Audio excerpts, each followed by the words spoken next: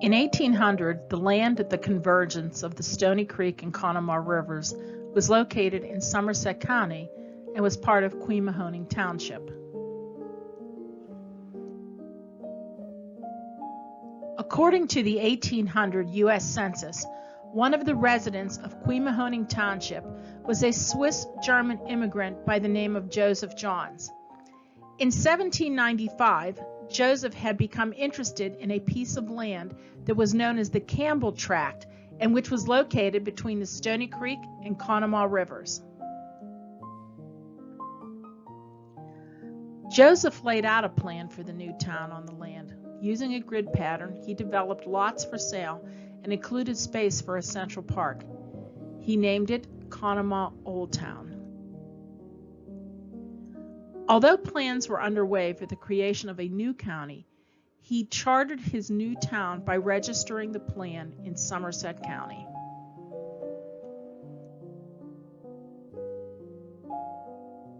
Cambria County was formed in 1804 from parts of Somerset, Bedford, and Huntingdon counties.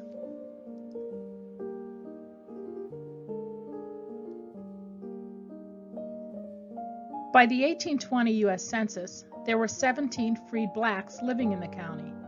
These people were recorded as living in Cambria Township and the borough of Evansburg. By 1830, there was evidence of free blacks living on a hilltop to the northwest of Johnstown. This included William Harshberger, John Harshberger, Edinburgh Smith, and Samuel Lindsay. They are all listed as head of household. This area of Johnstown will become known as the Laurel Hills Settlement. By 1834, the Commonwealth of Pennsylvania, in order to compete with the Erie Canal in New York and the Chesapeake and Ohio Canal in Maryland, began to survey for what would become the Mainline Canal.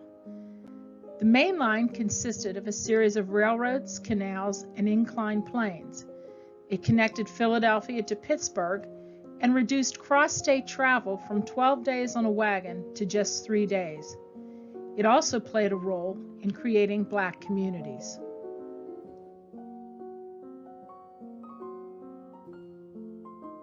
In 1829, Sylvester Welsh's Corps of Engineers was surveying the path of the Allegheny Portage Railroad when they came across the tiny village of Wilmore. Godfrey Wilmore was born in 1751 in or near Cumberland, Maryland. Godfrey was a free slave of African descent. He married Mary Higgins, who was an indentured servant. Mary was of Irish descent, and Godfrey had purchased her freedom. Both are buried in St. Michael's Cemetery in Loretto. Wilmore was one of 4 towns in Pennsylvania founded by freed blacks, the others being Freedom Road in Mercer County, Africa in Washington County, and Toe Hill in Lancaster County. Wilmore is the only town still in existence. Once opened in 1834, the Mainline Canal featured one of the day's engineering marvels, the Allegheny Portage Railroad. This series of 10 inclined planes carried canal boats over the imposing Allegheny Ridge.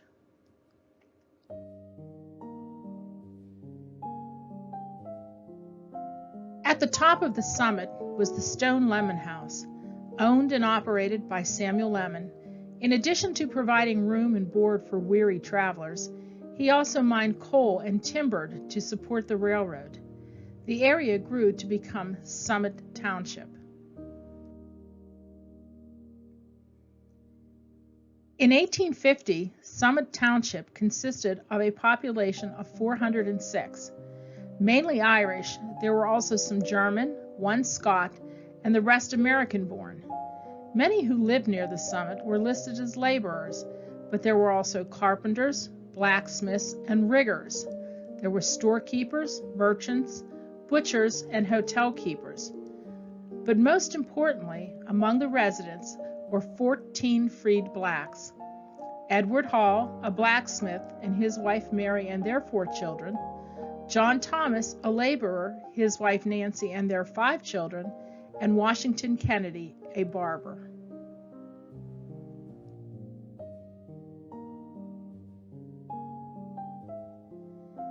The Allegheny Portage Railroad terminated at the Canal Basin in Johnstown.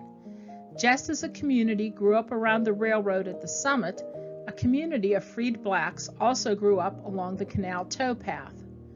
One of the businesses that was located at the end of Clinton Street near the basin was the barber shop of African-American Wallace Fortune. Wallace would become an important figure in the Underground Railroad.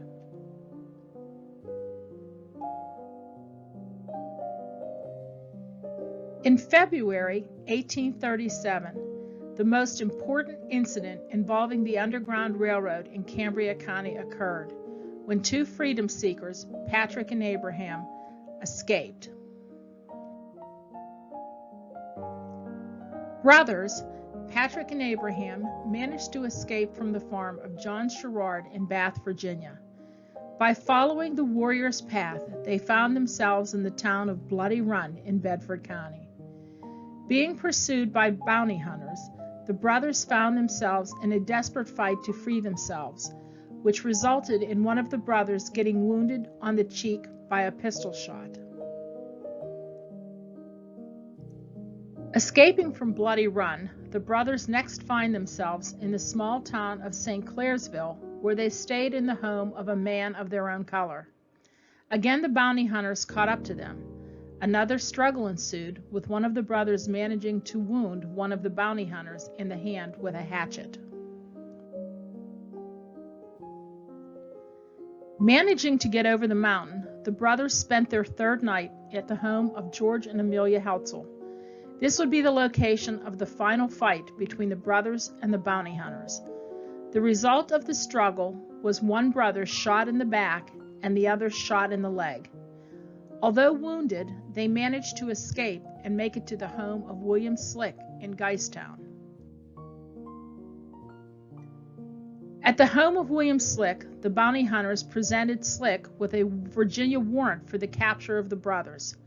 Slick pointed out that the warrant needed to be reissued in Pennsylvania, and until that time, he would take the brothers to Johnstown to receive medical treatment. William Slick sent to Johnstown, and a group of blacks who lived in the city came to his place. After putting the brothers on a sled, he took them into town.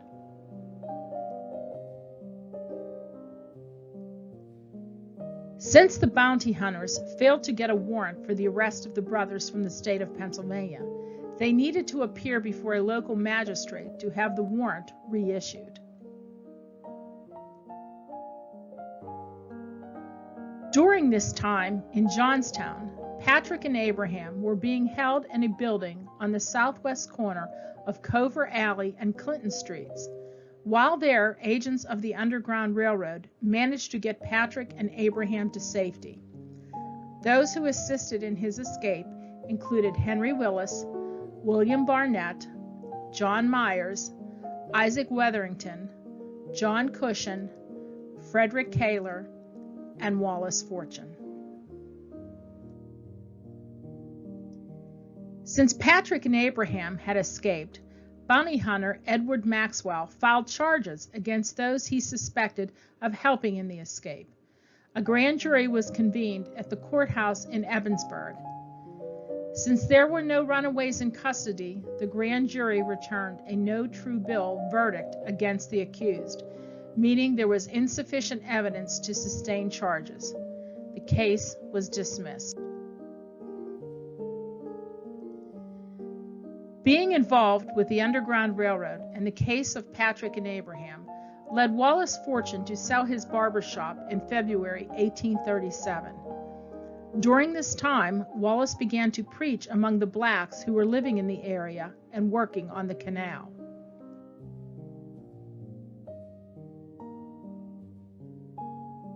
Around 1840, Wallace erected a log church at the corner of Vine and Union Streets in Johnstown. The church was the first Methodist Episcopal church. In addition to Wallace, two others took turns in ministering to the local black population. They were Isaac Simpson and Samuel Williams. It is unknown when Samuel Williams arrived in Johnstown, but in spring 1837, he purchased Wallace Fortune's barbershop from him on Clinton Street and set up shop. Prior to 1837, the Constitution of the state of Pennsylvania limited voting rights and elections to freedmen. The definition of freeman varied according to individual counties across the Commonwealth. In western Pennsylvania, where there were smaller communities of free blacks, many were permitted to vote in elections.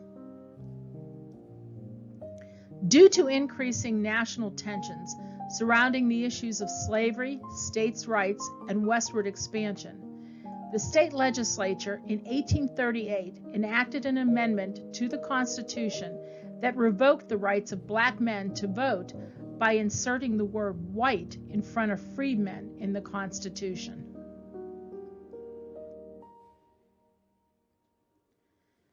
This revoking of a basic right outraged many across the state.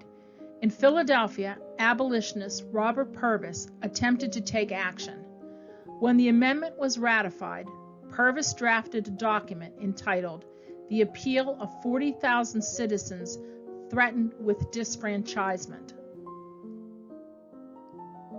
This appeal urged the repeal of the new state constitutional amendment, which disenfranchised free African Americans. Purvis attempted to point out all of the contributions that blacks made to Pennsylvania, including data on the amount of taxes they paid, businesses they owned, and services they provided. The appeal did not result in the repeal of the amendment. Black citizens in Pennsylvania would not get the right to vote again until after the ratification of the 15th Amendment to the U.S. Constitution in 1870.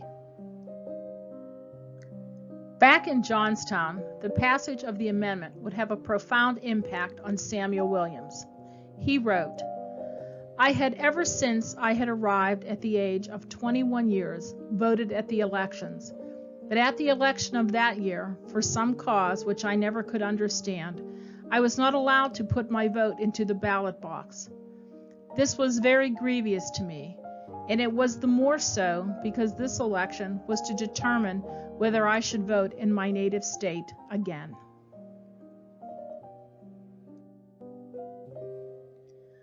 For Samuel Williams, losing the right to vote was just the first injustice of many more still yet to come.